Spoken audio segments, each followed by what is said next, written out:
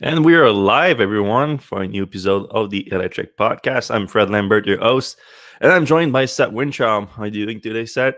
Good. All right. Let's start with everyone's favorite subject this week, Tesla stock. It's going on a crazy ride right now. So it's the talk of the town, the talk of Wall Street, and really people are trying to understand this current surge because it's I mean, it's hard to pinpoint because there wasn't a big news week at all. Some interesting pieces of information we're gonna discuss during the podcast, but a lot of the week was trying to figure what's happening with Tesla stock. It broke $2,000 a share yesterday, and it was up again today. Closed like 2% up. So a lot of people see it Tesla riding the new stock split that's happening. So maybe some people are trying to get in before the stock split because they are assuming that the stock split was gonna increase the value of the stock. But it's been up 40% since the stock split has been announced earlier this month. So that's crazy. I pull out Apple's performance in comparison because they just announced a stock split too. They announced the stock split 2 weeks prior to Tesla, but it's going to happen at the same time as Tesla, and it's been up 20%. But at the same time, Apple is a much bigger company, harder to move. Did it just break the $2 trillion? $2 $2 trillion. Yep. trillion. So it's the first one, right? It's the first Yep. company to reach that. I'm sure Well, Apple going up 20% and Tesla going up 40%. Apple's actually gained more value. Yeah, that's in fair. Cash terms. Although it's also Tesla's first stock split, if I'm not mistaken. Apple Yeah, I think split so. a few Yeah. times already, or at least one other time. So I don't know if maybe people. And it's more significant for Tesla because Tesla was much higher per share when it did it. Apple announced it at like $400 per share. Tesla announced it at like 1,500 or something, 1,400, something like that. Right. So if your goal is to make it more affordable, well, it makes a much bigger difference.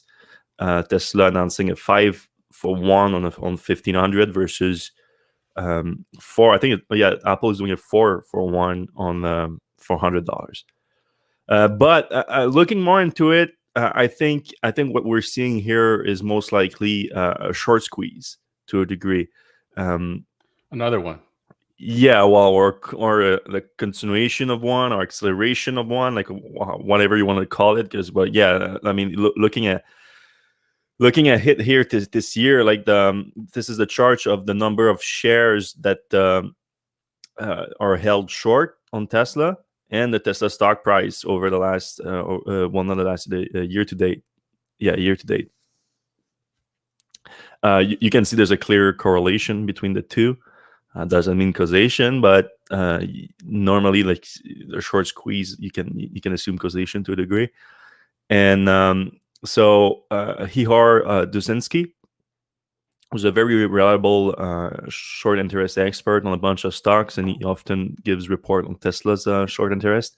And he reported that 2 million shares were let go from the short, so they had to buy them back over the last month alone. So that kind of explains to what happened since the stock split. So it's not just the stock split, though at the same time, the shorts might be covering their position due to the stock split. So however you want to see it. And now it's down to just 10 million shares being held short. So it's still a lot. But on Tesla's entire float, it's not that much at this point, actually. We're talking... It's a lot of value, of course, but that's also because the stock went up a lot. But yeah, if you're holding like me, I'm still holding for now. But to be honest, I'm starting to consider maybe not selling my whole position like someone else did a while back. But not my whole position. But yeah, but maybe just like taking some off the top a little bit because my portfolio is looking extremely heavy Tesla, which has been the case for most of the time that I had a portfolio, to be fair. But now with that kind of rise, it's looking a bit irresponsible on my part at this point. So it's not really it's not because I think it's going to go down, because that really I'm kind of like right now I'm still thinking, should I sell now? Or should I hold until battery day? Because I think battery day is going to be the next big catalyst for Tesla. But At the I same feel like time, everybody's betting on that though. Everybody's like, I'm gonna yeah, buy in before battery day, and it's gonna like they're gonna announce what they're gonna announce on battery day, and the stock's gonna go soaring. But if everybody's betting on battery day, then they can't possibly meet whatever the expectation will be. yeah, that's what we call buying the rumor and selling the news, really. So if all the anticipation is already built in, once that news actually comes out, it doesn't have that great an impact. But at the same time, I'm also thinking, so we don't like there's gonna be surprises on battery day. I'm sure of it. Um, Now, the degree of the impact of the surprises, I don't know exactly, because like the core of the event, like at this point, like with all our reports that I check on the Roadrunner and all that stuff, it's been pretty clear that the core of the event is Tesla's is going to unveil its effort to build its own battery cell on a massive scale at a lower cost and also likely at a decent incremental performance increase. So that's the core of the event, and that's also, of course, the biggest news. Like securing battery supply is the number one thing for anyone looking to mass produce electric vehicle at this point. So that's clearly important. So the the surprise is really, I don't even know when you can call it that. So the main one I'm thinking is going to be the Plaid Model S, but how much of a surprise that is really at this point, like it is a one more thing the way I see it.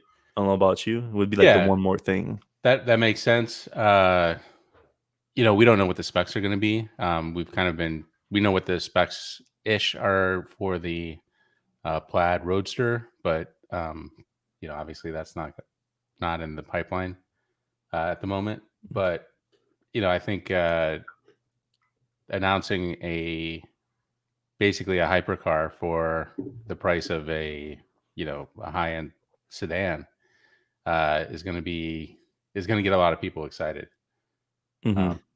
Porsche people, all the way up to Ferrari people, and then everybody kind of in between will be like, I could have a And car that the real kicker would be like if you had what you just said to that performance focused people, and then you do an interior refresh at the same time which is that we've been overdue. yeah, it's been overdue. We know it's been in the work for a long time. It was supposed when we first reported on it, when they had the design plan and everything, it was supposed to come out last summer. It didn't. So now this summer would be a good timing in my opinion, but I don't know, because the big advantage of that, so you would really revive the Model S and Model X lineup with that, because you would have the new top performance version of those cars, which we know sell well because of that, because of the segment leading performance, and beyond segment leading, like you said, it almost like encroach on Ferrari's market and whatnot. But then if you have also an interior change throughout the entire lineup, then it also boosts the sales of the lower end version of so that the car is going to get a ton of press because of the new top performance. But then people that would look into the car because of that, but they're like, all right, the $150 something thousand price of the Plaid Model S might not be ideal for me, but the $75,000 version that is still pretty good performance and now as a new interior, that might be cool. So I think it would have the opportunity to revive those Model S and Model X lineup. But then at the same time, I'm thinking like how big of an impact that has to Tesla to revive the Model S and X lineup. Like it's clearly all about Model 3, Model Y at this point, right? Yeah, I agree. I think most of I mean, from a unit standpoint, Model 3 and Model Y for the most part is going to just blow away everything else. It's going to be kind of like Apple with the iPhone. Like they sell Macs and they sell everything else, but for the Mhm. most part, they're an iPhone company. Yeah, Um, exactly. but so a couple questions. One, do you think there'll be a Model X Plaid? Maybe not a Model X Plaid, but at the very least, some improvement that are made to the Palladium update that we reported on. So Mm-hmm. the new powertrain, new body that comes with it. I would assume that some of that will transfer to the Model X line too. And then if the Model S gets basically the Roadster specs, a 600-mile range, 0 to 60 in 2 seconds.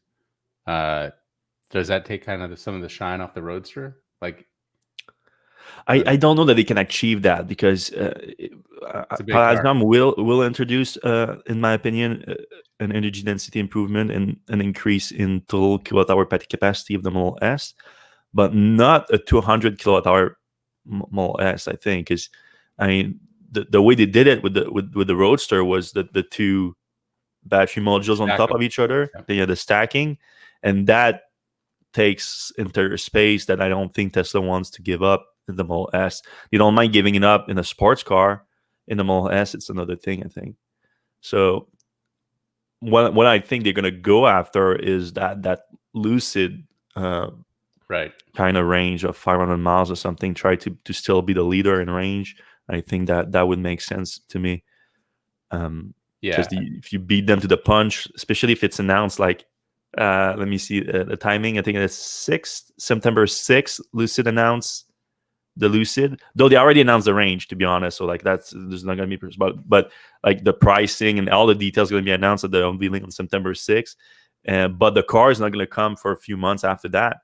So if Tesla, and I think once Tesla announce it, it's going to be like in production. So if Tesla announced that on September 22nd, and like we have a Model S with over 500 miles of range and all the jazz that comes with it, that would be hard for Lucid. That would be a bummer for them. But they have other things going, and we're going to talk about Lucid later on this show. But now let's talk about Elon Musk talking about the Dojo, and we're going to talk a little bit more about like Tesla's overall effort to bring self-driving to market, which kind of weird at this point with the way he's talking. Let me elaborate on that. So Elon started to discuss the Dojo AI-training supercomputer that they're building right now.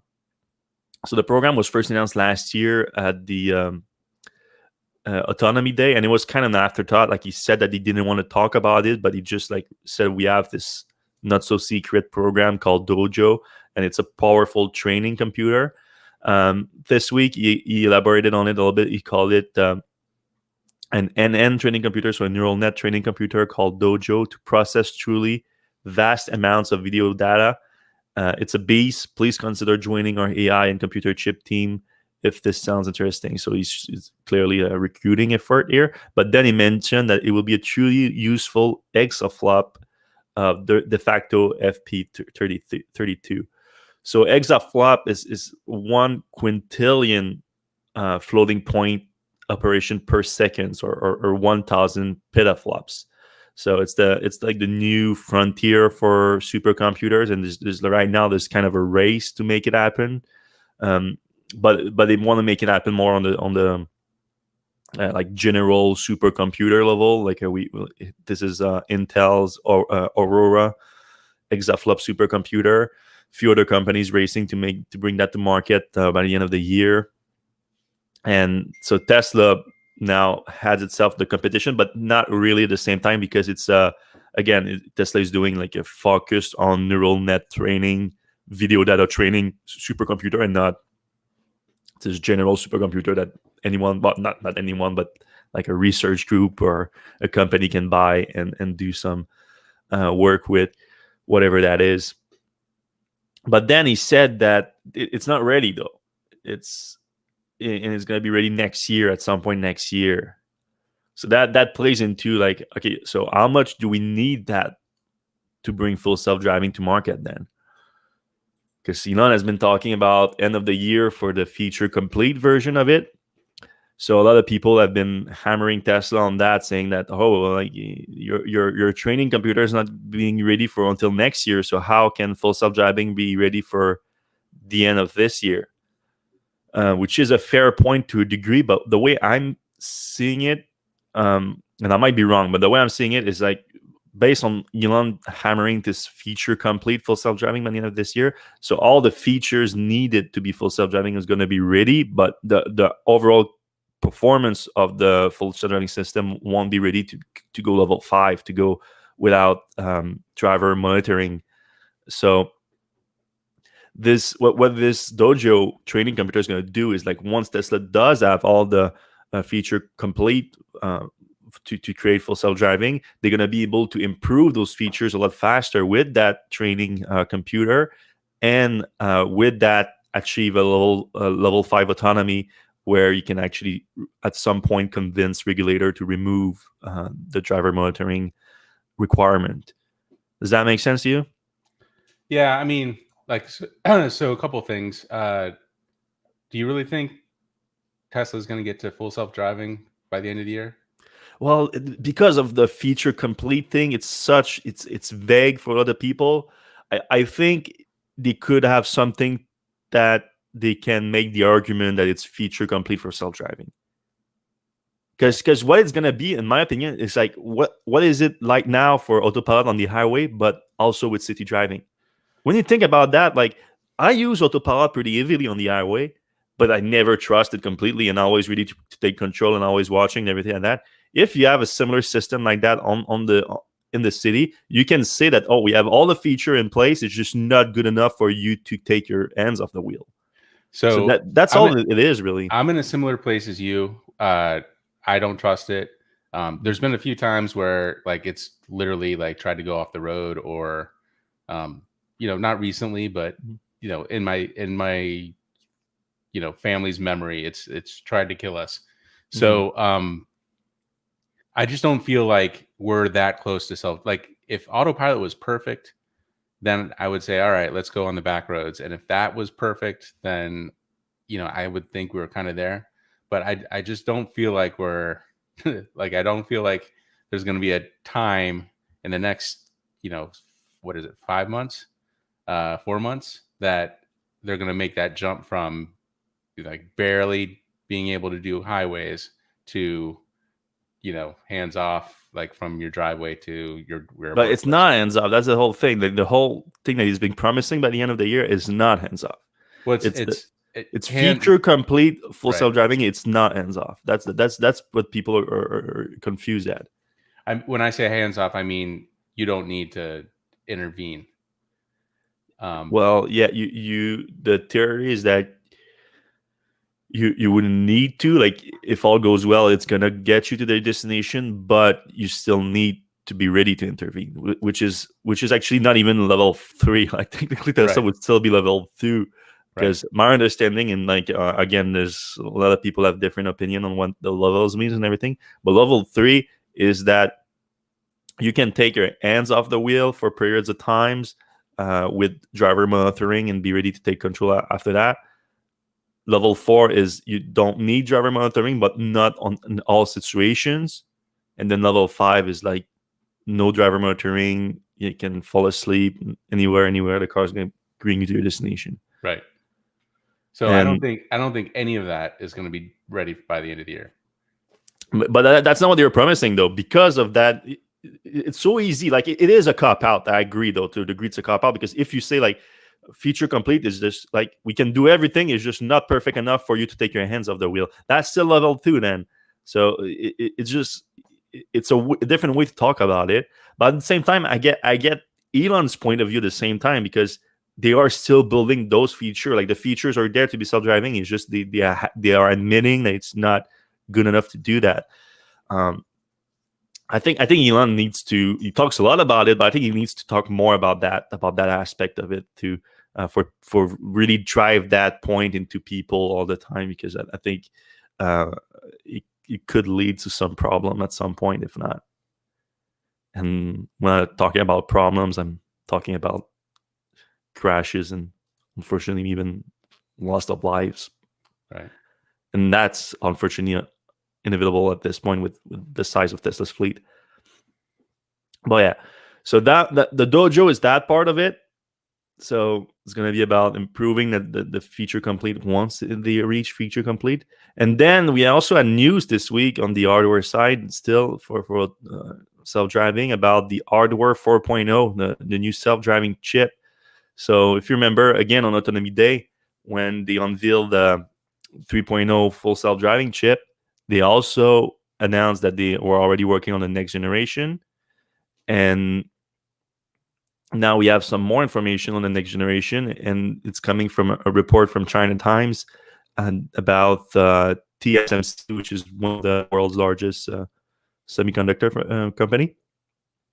That Broadcom and Tesla have been working together on the chip, and the contracted TSMC to build it, and they're gonna build it using the new 7 nanometer process.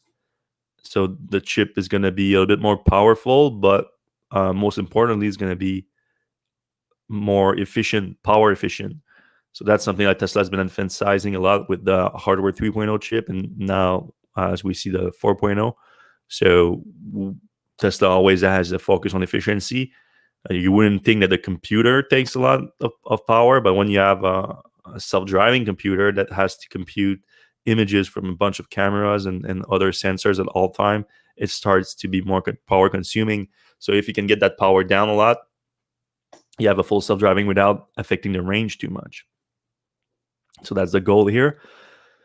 They said that the timeline, they're gonna have the first production batch as soon as the end of the year, Q4 2020. But it sounds like that's gonna be for engineering validation, and the mass production gonna be Q4 2021. So you probably won't see those new chips in Tesla car until 2022. Now the thing that came out of that from people is like, all right, like, but I was told that my 3.0 chip is gonna give me full self-driving. Now we're talking about 4.0 chip, which I get. So my understanding is that you like, for people that have the hardware 2.0 and then now they're getting they bought the full self-driving and they're getting the new computer retrofit. I don't think that's gonna be the case for that. Unless Tesla cannot deliver full self-driving on the 3.0 chip. But it doesn't sound like that's the limiting factor right now. That I think that is just Tesla improving on what already works. Like I think, I mean, Elon said it a few times already. Like, full self-driving is a software problem now. The hardware is figured out. So I think it's more just going to be in 2022. You're going to be able to buy a Tesla that's going to be a little bit more powerful computer in it, and a little bit more efficient. But if they did deliver full self-driving by then, it should also work on the hardware 3.0 chip. I'm always curious, like, what do you think the long game is on hardware? Like, every time the hardware comes out, it seems now it's like, this is the hardware where we're going to be able to do self-driving. But then there's always like, well, this one's a little bit better. We need a little bit more. And then we need a little bit more again. I mean, I feel like it's almost like it should be a modular thing. Like, everybody should be able to go to their Tesla dealer, and, Well, it might be. I feel like it has to be. Like, why do we think that Tesla is going to stop improving their chips? And No, they won't. That's for sure. Well, I mean, I'm pretty sure it's going to be a retrofit. What I'm saying is, like, it's not going to be an included retrofit. Like, don't expect, like, I mean, I don't want to say free, because hardware 3.0 is not free technically. It's only included if you buy the full self-driving software package, which is expensive on its own. Yeah. So what I'm saying now is, like, don't expect to have that for free when it comes out because you bought full self-driving. I think unless Tesla is not able to deliver full self-driving on the current chip. Right. But yeah, I mean, it's already fairly easy to retrofit the computer. Like, you can do it with mobile service and everything. So I would assume that Tesla might sell that eventually as a retrofit for a decent amount, though. And it feels like future designs, the retrofit should be even easier. Like, just like pull out a block and push in a block, and it's got a interface or something. Maybe eventually. But what I'm seeing right now, and this is another reason why I'm long Tesla, and I think, like, other automakers really need to look at this closely. I think this is going to be a clear trend in the future of the automotive business, like it is right now with Apple and other companies. Like, every year they announce a new iPhone, announce everything, and they always talk about the chip. Like, now we get this percentage of improvement for power consumption, for graphics, for for everything on that iPhone with the new chip. And it's going to be the same for cars, because of the computing powers inside the cars are becoming so important because of self-driving, that we're going to see that every year. So the company that has the fastest rate of improvement for computing inside the vehicle is going to be a leader in the space, undoubtedly. And Tesla is the only one doing it themselves at this moment, well, to a degree themselves, but like, they have their own chip making team and everything. Right. Sorry. Not that, like, I'm sure, like, at the same time you say the argument is, well, Nvidia is doing automotive computing right now, and they are definitely have more experience and talent in chip making, which is true. But then you see the difference already. Like Tesla's power consumption is industry leading right now with that chip, and Nvidia is not, and that's why, because like Tesla knows the importance of efficiency inside an electric car, and they built it around that. Um, so now it's more about Tesla keeping its rate of innovation going and staying ahead at this point. But I would assume that other people are going to start looking at that and trying to catch up to Tesla. Yeah. It's just going to be too important. It's going to be too important. All right, and less important stuff. Elon announced that Tesla cars are going to play elevator music through their external speaker because he likes it. The snake jazz or whatever. Well, the snake jazz, yeah, in part, but like he's been going on a jazz thing for this week. Like he had a bunch of jazz tweet. He was like, jazz is underrated and whatnot. And then that led to him announcing new feature coming that enables your car to play snake jazz and Polynesian elevator music through its outside speaker wherever you go. So we're not talking about playing inside the car here. We're talking about using the speakers that are outside the cars for the pedestrian sounds that Tesla was forced to implement because of regulations around the world now that are forcing quiet cars to have a pedestrian sound. And now Elon is like sort of taking advantage of that, and now he already hinted at doing that with the Night Rider type of feature that he wanted to do. Like, and there even was a demo of that back in January, like a demo of the Night Rider thing, but it never really came out, at least it hasn't yet. But now he wants to also have that, so you can just go around and playing elevator music and snake jazz. Snake jazz, for those who don't know, it's the reference to Rick and Morty. Rick and Morty. I don't know if I can play it. Do you hear it if I play it? Let's see.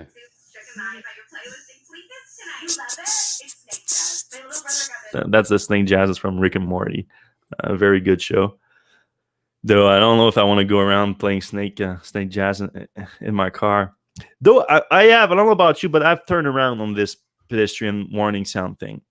At first, I was like, "Nah, it's an electric car. You want it to be quiet, then that's not fun." But after talking to enough people, getting like emails from blind people, and like driving around in neighborhoods with children playing outside and everything, and like playing hockey in the street here, for example, and I'm driving around, and I mean, when I was a kid, I was playing hockey outside all the time, like rollerblading hockey and whatnot. And then you hear a car coming, and we yell "car," and then you move the nets on the sides and everything. Now, I mean, I'm driving around my car, and kids don't hear me at all, and I'm like right behind the net and waiting for them to move it. And but then that can be bad for the car too, because you don't want to get a puck on the car. No, you don't want to get a puck. Not even a rubberized one. Yeah, or even a tennis ball can leave a mark. All right, and a little bit more serious update here. We talked about that update last week. The what's it called? I had the number here somewhere. 32.1, 2020 32.1. So last week we talked about a small suspension data and convenience update in it. But now we also see that for the Raven Mall SML-X, it has even more updates, including real-time visualization of the suspension system. So Tesla writes in the release note, you can now see a real-time visualization of how the suspension system is dynamically adjusting each wheel's damping to account for changing road conditions. Tap show suspension data to get even more real-time information. Also, they have now an adaptive suspension damping that has advanced setting that allows you to set custom levels of ride comfort and handling, in addition to existing comfort, auto, and sport setting. So that's enabled really by the new suspension that Tesla released in the Raven, like the new adaptive suspension. So only cars since is it April of last year? Early last year that have that suspension and are getting that update now. and it's something that they've been promising first day that they released that they wanted to. They're gonna have more room to improve the suspensions only with software update with that new system, and that's one of the biggest change that we've seen so far. You can see what it looks like here when you get the real time data. Not sure what the orange versus the red mean green, How but do you think this is going to affect? So Elon recently tweeted about the detecting potholes thing. Do you think this plays into that at all? I mean, ideally, I think you want to go around the puddle, but I guess yes. I guess it could definitely make a difference if you increase the ground clearance for it, so that you don't scrap your bottom of your car or something like that.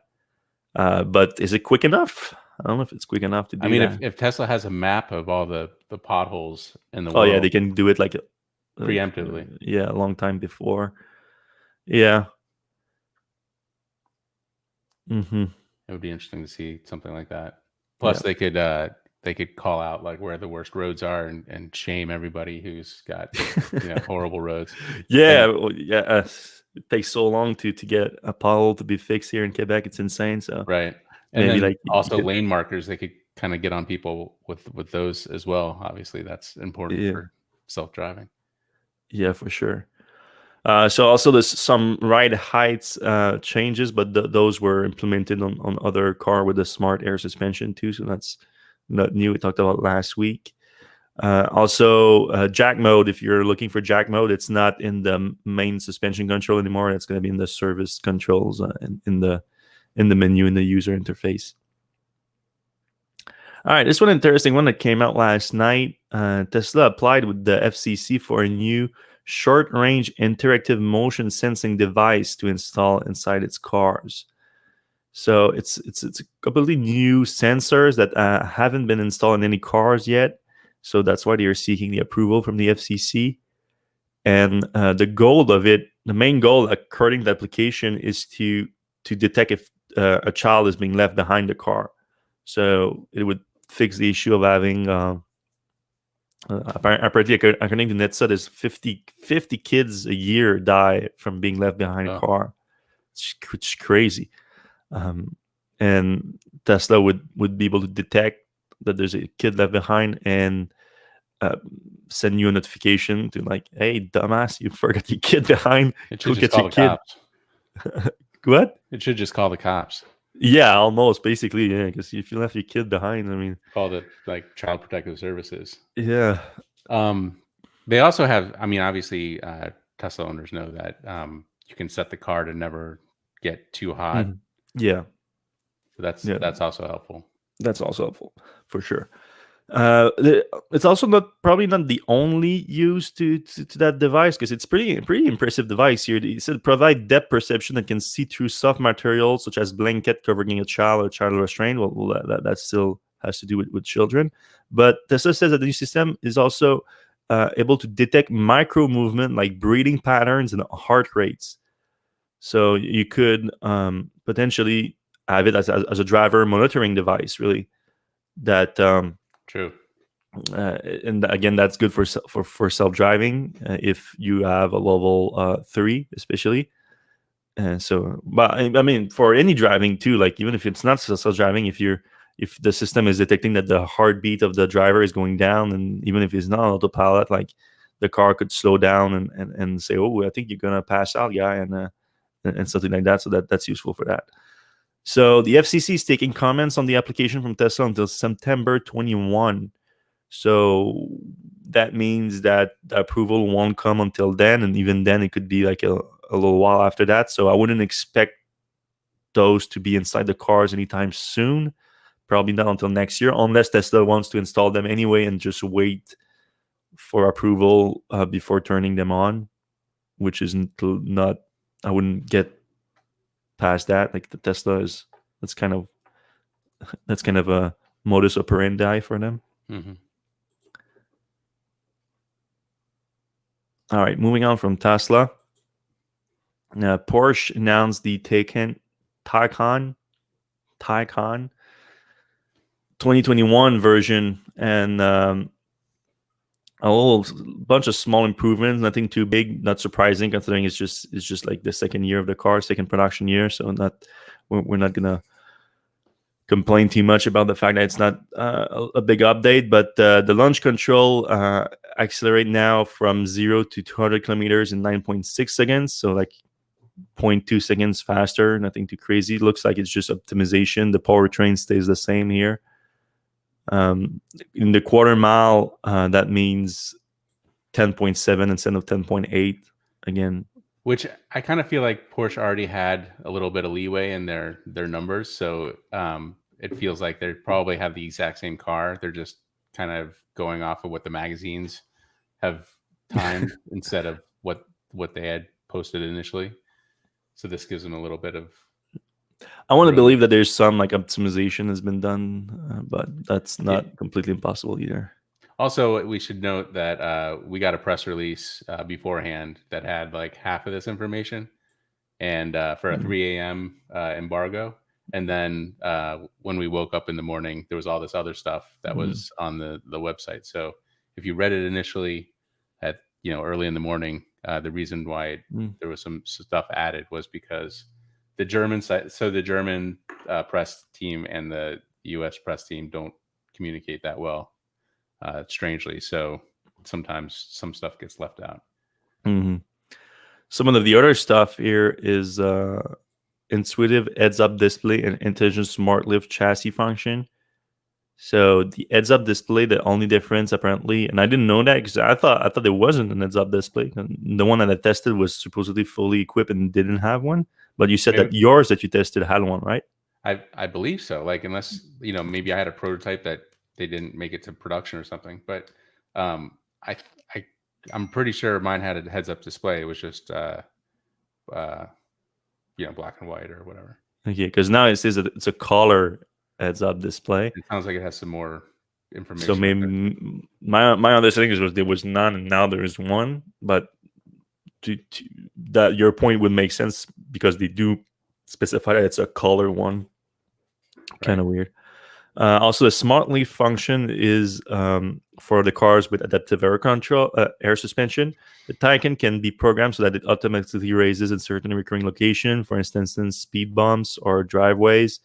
The smart lift function can also actively influence the vehicle's ride height on the highway by adjusting the level of the best possible compromise between efficiency and ride comfort. So actually, that's very similar to what we were just talking about with Tesla. That's something that the smart suspension already does for them. Then they talked about this function on demand thing. So that got me scared a little bit because basically they talk about like what Tesla is doing now with the upgrades, the software upgrades that you can buy like full self-driving autopilot through the software upgrade. And that's basically the same thing that they're talking about here, but function on demand they call it. And I'm just worried that that's what they mean by like software updates on the car now. And it's just gonna be like you can upgrade with new features and not actually like just improve the overall experience with regular software updates. I'm not saying that's gonna be the case. I'm just you might have to pay for it. Sounds like. Yeah, and it's kind of weird, like the things they chose for that, like lane assist doesn't make. Yeah. It doesn't sound like something you would want to buy on a month-to-month basis. Yeah, or even just as a feature like lane assist. Right. It's like a safety feature to a degree.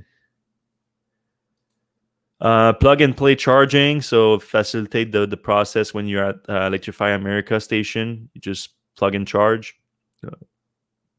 A lot of people are moving to that now because a lot of charging network are enabling that. There's a new protocol, a new standard protocol to allow that. So now that Taycan is being on board with that. A bunch of new colors. We reported on that though back in June. We posted all the colors. You can go on Electrek and check this out. Check all those colors out. It's coming in Q4. No, you're gonna be able to order the 2021 in Q4, and it's gonna arrive in dealership in the US in Q1 2021. All right, moving on to Lucid Motors. They announced all the charging capacity around the Lucid Air. And they claim that it's going to be the fastest charging electric car in the world. And they have a good argument for it, to be honest. So of course, there's always this problem with when we talk about charging. Like everybody talks differently about charging, and the most common metric used to determine to compare different charging capacity is the peak charge rate. But we discussed how this is not really the best way to look at it. So, like for example, Tesla is 250, but you get 250 for like 10 minutes from being at like 0 to 15%, maybe like in that region.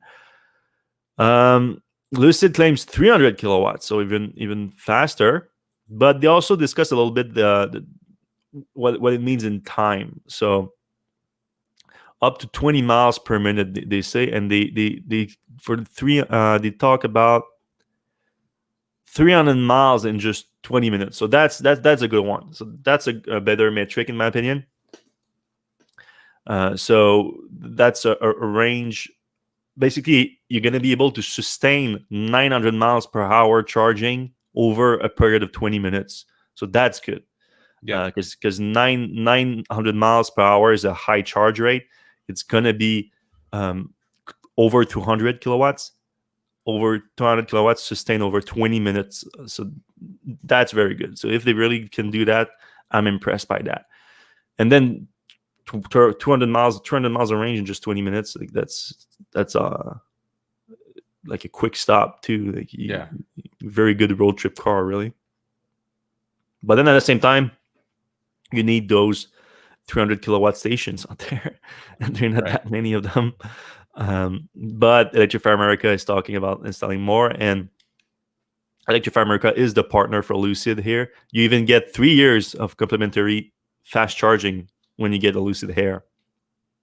So that's very good. What else? So they say that 300 kilowatts here is enabled by their 900 plus volts electrical infrastructure, and the same we talked about that when they announced the 500 miles range on the Lucid Air. A 19 kilowatt onboard AC charger. So those are becoming kind of popular now. Yeah, that's weird because like Tesla gave up on them. Basically, they were like, "Nah, no one is buying those. No one." Because Tesla was doing a dual charger too, so it was more convenient for them to just like we'll just install one charger and then so but they say that there is like super small, super efficient, so we'll see. But yeah, most people probably won't use that for their home. I mean, I mean, a lot of people have 80, so that's about 80 amps. Mm-hmm. A lot of people have 80 amps coming into their house, so it would use up 100% of their incoming power. Yeah, and even if you have a bigger system, electrical system at your house, installing just going from your electrical panel to your wherever you want to install the home charging station, I couldn't really give you like exact numbers because it's going to vary a lot by depending on your house and whoever is installing it, but it's gonna probably do a factor of 2 more expensive than just installing a 10 kilowatt station.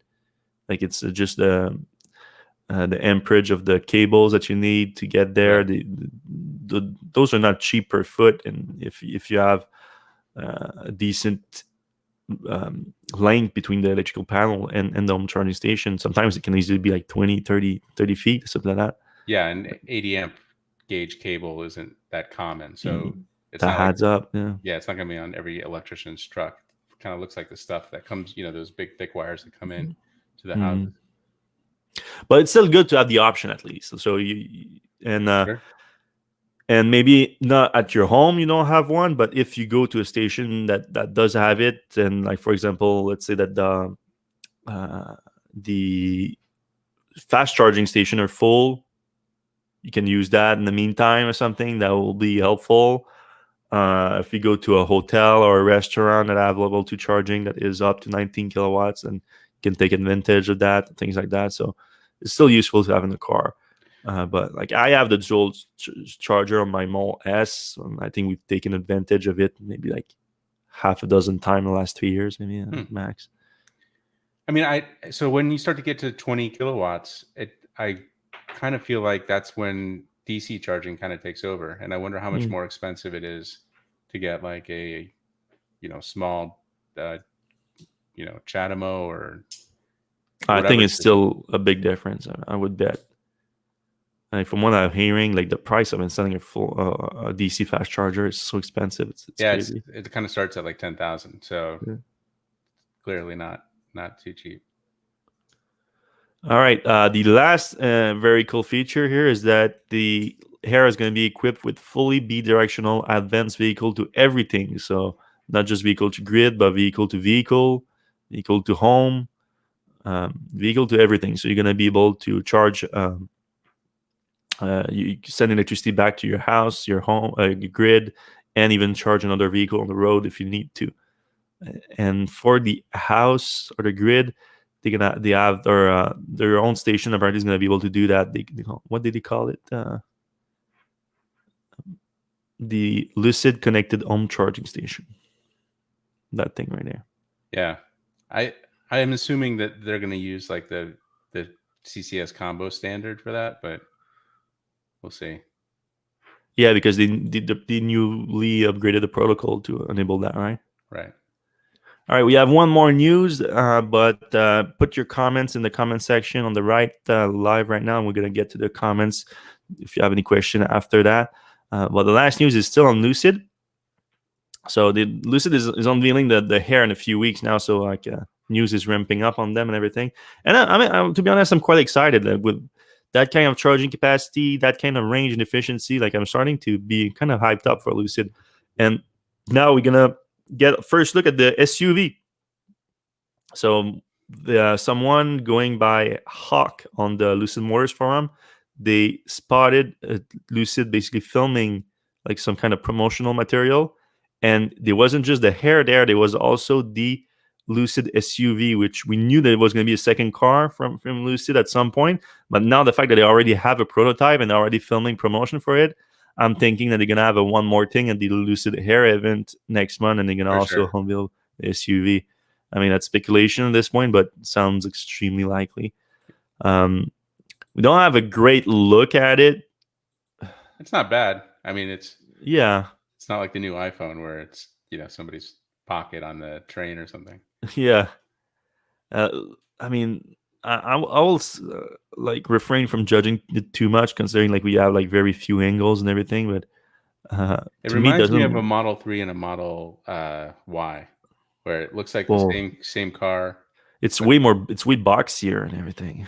it's higher up too. Yeah, and like this like pillar here, like seems like too big. Um, big too boxy. Like I just said I wouldn't judge it, but look at the hair in difference. Like the hair looks a lot more refined, um, a lot more efficient too. Like that's what I'm thinking. Like I know a lot of the efficiency that Lucid achieve is through the powertrain, and so that's going to translate directly to the SUV. But they also have a very aerodynamic car. So what I'm seeing right now, the SUV like that's going to drop a lot. So I'm curious to see the difference in the range between the two cars if, as I assume, they're gonna have the same powertrain. But all right, let's jump into the questions. All right. Couple greetings, and then Mo Habert or Herbert says, with the 5-for-1 stock split, 2100 divided by 5 equals 420, Elon's favorite number. I'm sure that was all part of the plan. Reverse smart summon will be a true game changer. Imagine exiting the car full of kids in front of the shops and the car park itself. My Wi-Fi, I think he meant wife, but it will never want another car. Freudian slip there, I guess. Yeah, I mean, that seems like a great application of that. I mean, Certainly better than the normal smart summon. right. More useful. Yeah. Yeah, I mean, it's almost unlimited. I like when this finally does mature, and my kids will probably be old by then. Like the kind of things you could do, like you could just have it take your kids to school and come Well, back. that's a much bigger step. I think they want the reverse summon to be. I think it's gonna be the first feature release after the rewrite that's coming in a few months, a month or two. Right. So, and this one, like, I'm more optimistic about. I think it's more likely, like in parking lots and everything, slow speed.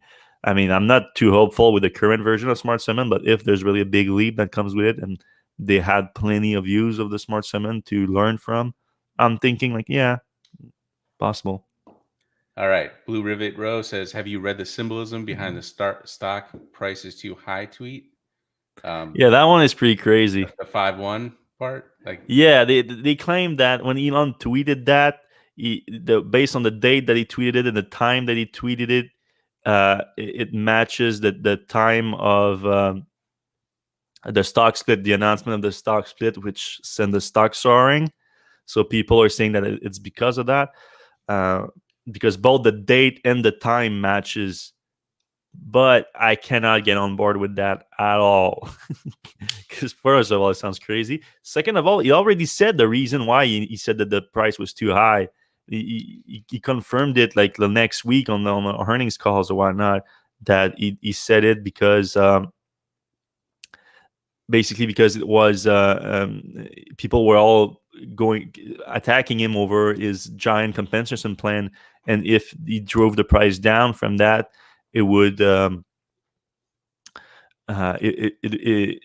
it basically denied that it was doing anything. It was doing all the COVID thing for all these comments of COVID was to get back to production and get the stock price up and get his compensation plan. So it was like right. denying of that.